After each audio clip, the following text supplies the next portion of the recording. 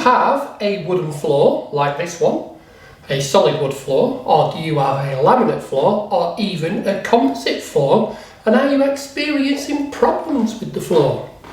Well, things what can happen to wood like this floor is we could get crowning, and that's where the wood buckles that way, or we could get cupping where the wood goes in that way. Now, most of the problems what we get with wooden floors, laminates and even composite flooring is problems with moisture and humidity. Now, the moisture could be coming from the subfloor. So if you've got a concrete slab and the slab isn't completely dry, or you don't protect the wood against the moisture coming up from the slab, then that could be causing problems where your wood starts to cup. Or is it just too much moisture in the air, and what that does is it goes into the wood or your laminate and makes it come upwards. Other things what causes problems is things like sunlight and heat. So is the sunlight coming directly into the room, and in summer the wood will expand. And then does it gap in winter? So when it contracts back in winter, you end up getting gaps like we've got here. Now, in this video, I've got a problem here with our floors. So let's get on with it and find out exactly what this problem is. Now, we have wooden floors throughout our house, except in the hallway here where it's tiled, and obviously the bathrooms where they're tiled. And we seem to have grown a bit of a problem here. So when you come to open the living room door into the hallway,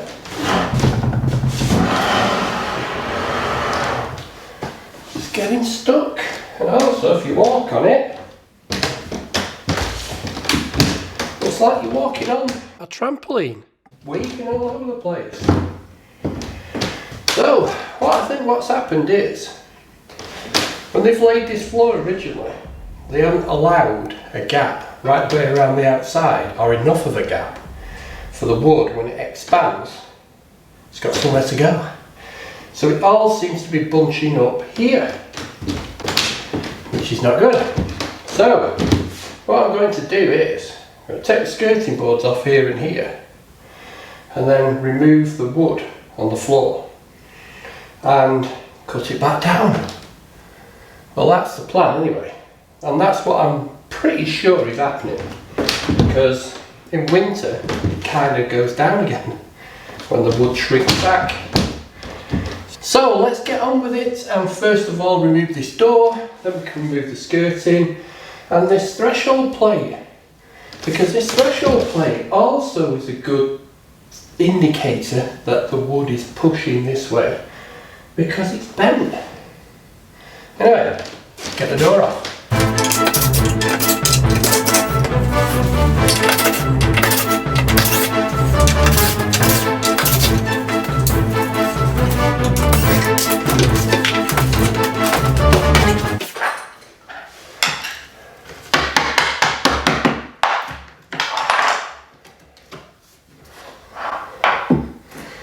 So you can see there how bent this has got,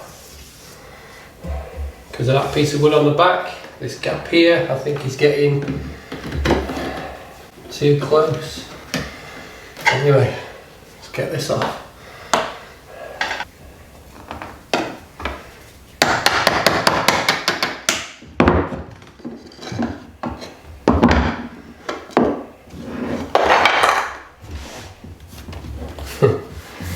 Yeah, there's just no gap here whatsoever. It's right up against the skirting board.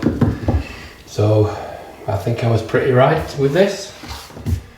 Now I'm just going to use my multi-tool to trim down this skirting board, so I don't have to take the full length off, because it's just not needed. I'm only going to be taking a row or so off the floor. So just use the multi-tool, cut it down.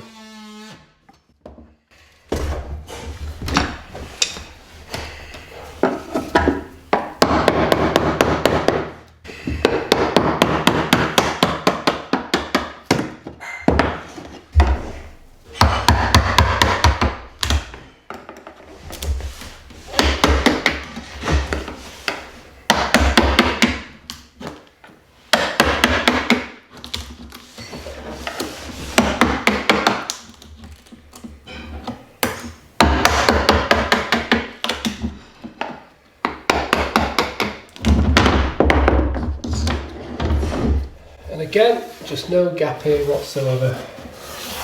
Tight as tight can be.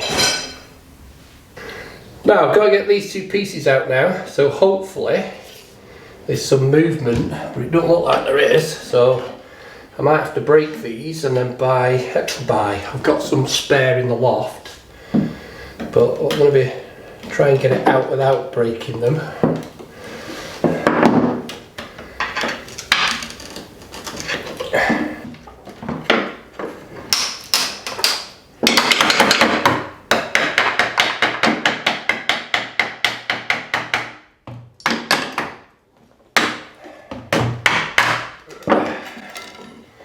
Oh, did break the tonga.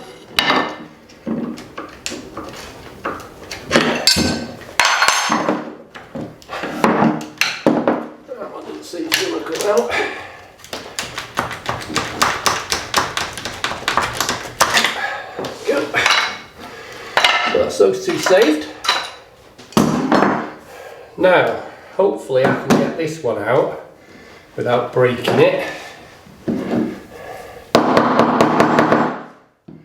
But I might have to cut the tongue off to get it out. I think that's probably the best bet.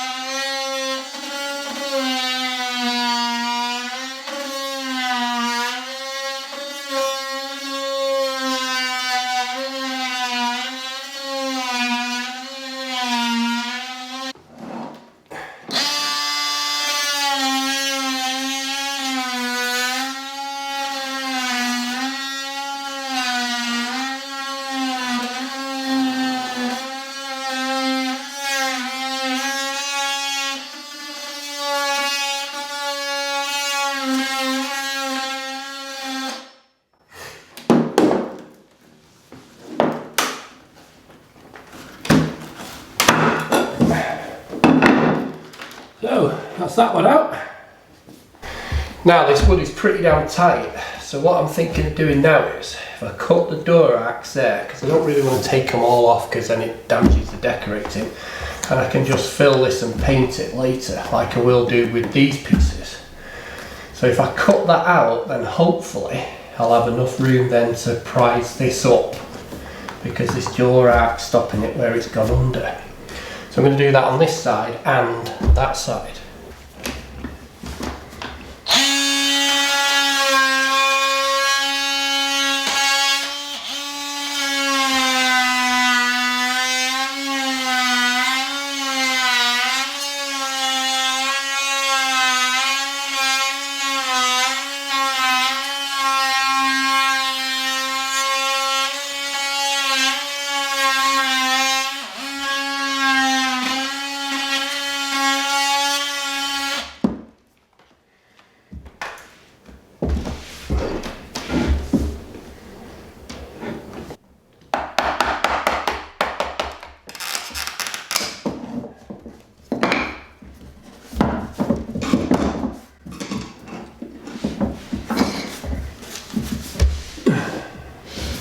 So hopefully this is going to come up now.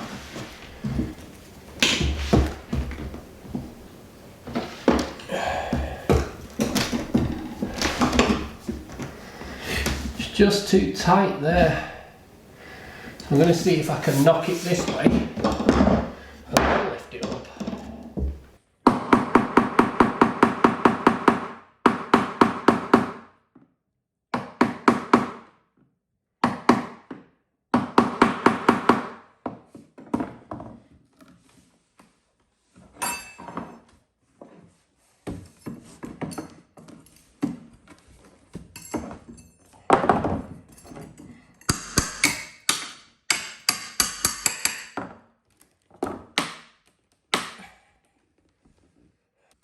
I'm going to have to cut it because I don't want to damage these tiles. The pressure on this floor is just massive, especially with me kneeling on it. So Probably have to break this piece to get it out, but I'm probably going to have to do all of them. Now, really, I could have got my multi-tool and cut across here, but then I probably would have ended up doing it 2 or 3 times to get the floor flat first. So I need to get this floor flat, then measure it, then cut it. So I might have to sacrifice this row. I think this is the only way I'm going to get it out. Now on this piece, I've got a bit of a problem. It goes into a notch here. So what I've done is I've just got the piece of skirting board, placed it against here, and I've drawn this line across here. So this is where this wood's going to finish. So what I'm going to do is I'm just going to cut this piece because I don't want to damage all this. And it seems to be what I'm doing seems to be working. So I'm just going to cut inside this line here so it still gets covered by the skirting. I need to cut it down here first. So I'm going to use this one to cut down there, and then I'm going to change to this blade because this is supposed to cut wood, and cut along there.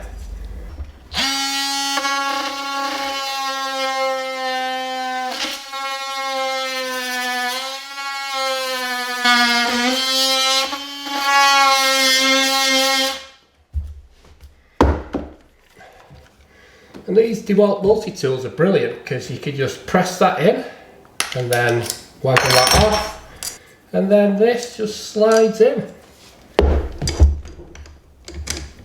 like that. So hopefully this is going to cut this now.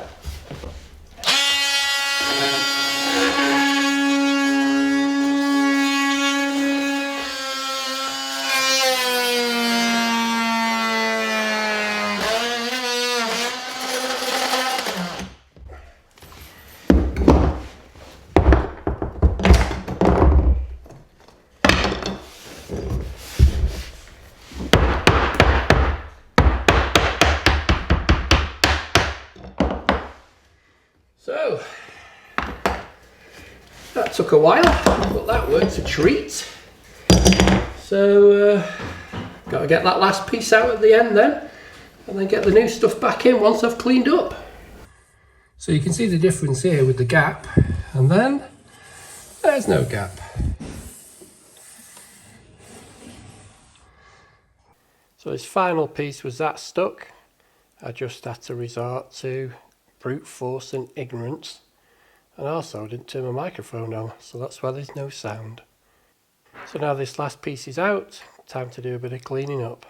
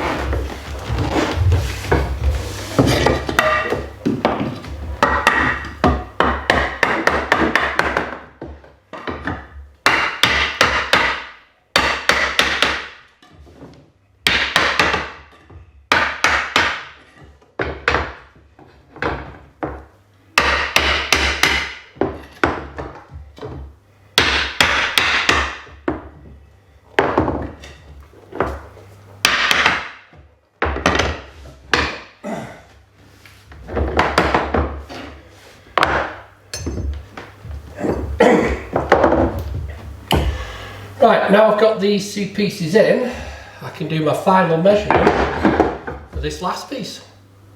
Now, first thing I need to do is cut this to length. So what I'm going to do is, this is the groove to go into this tongue. So I'm going to flip it round that way, and then I'm going to mark the edge where these two meet. Now, that means I can slide this up, and then I can knock it back as well. And I'm also going to knock off probably another 5mm to just give me that movement to be able to get it in. Then I'll slide this up, put this piece in, and then knock it back down, and then those pieces should be in. Now that's the measurement I've got. So what I'm going to do now is mark it here, and then I'm going to mark it across there with the distance I'm going to cut off. So the distance from there to there less the 10mm, and then mark it on there, and then cut this section out. So that's what I'm going to cut off. So you can see once I push that back to be able to slide that back in, that's notched enough now to allow me to do that. And then I can pull it forward. So let's get over to the table saw and get it cut.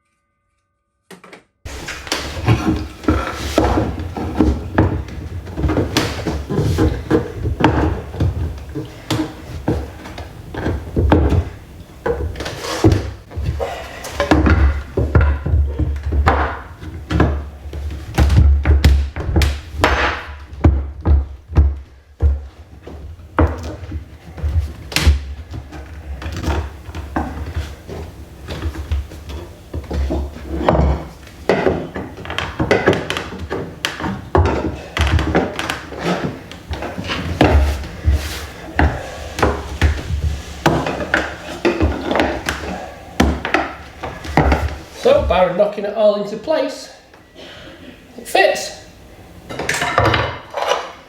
Now I'm just going to see if these fit.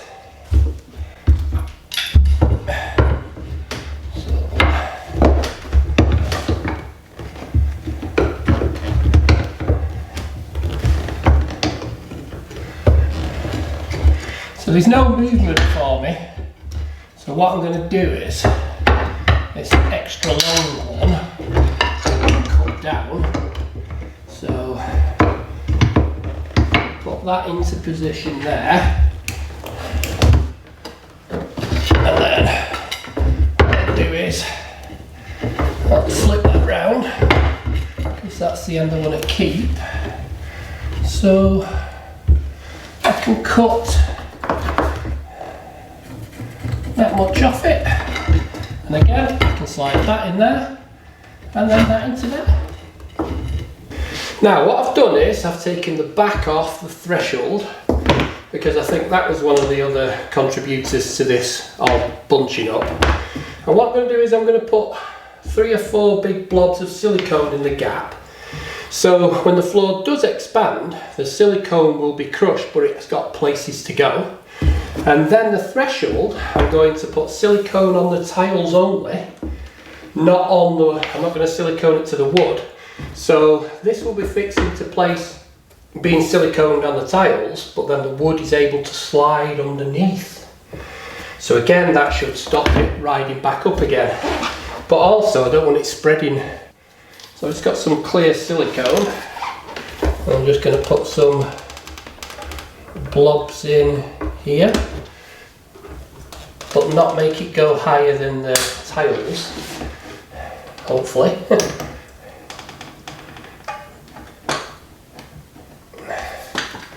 So what that should do now is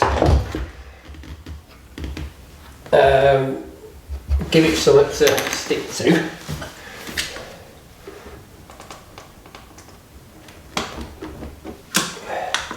Now I'm going to put a bead of silicone along the edge of this tile.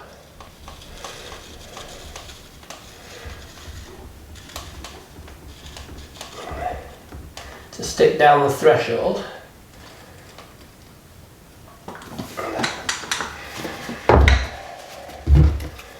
And then I've got to double get the new threshold, and I probably will do eventually, but this one I'll do for now. So I'll put that into position, give it a lower it down. What I'll do is I'll weight it down now so it sticks to the tiles, and let it go off for a bit. And then I can get the door back on, and then we can test this floor and see if it has improved it, which I can already feel it has. Now I'm just going to put these boulders on with some grab adhesive.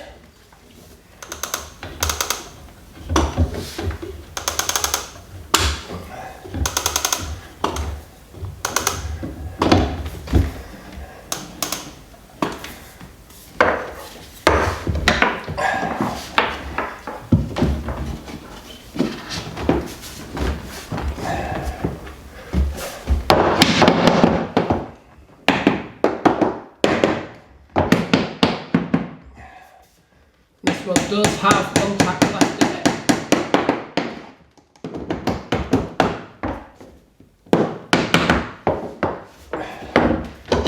Same for this one.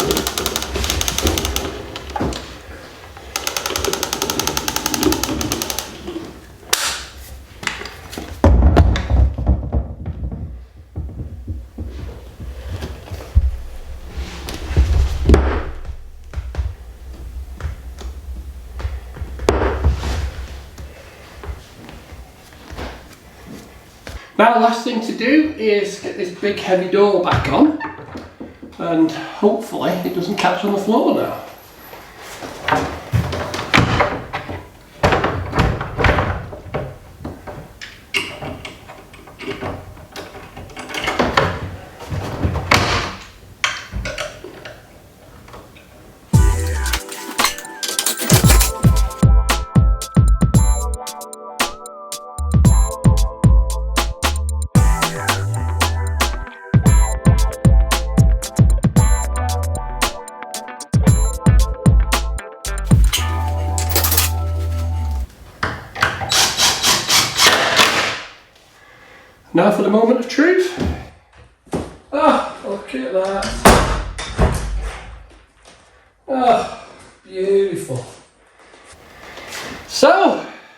just remember, if you're putting a real wood floor down, you're putting a laminate floor down, a composite floor down, you've got to leave an expansion gap all the way around the perimeter, because if you don't, it ends up bunching up in the middle, and especially if you've got a laminate floor, it ends up rippling everywhere. Now, hopefully you've liked the video, and I'll catch you on the next one. Cheers!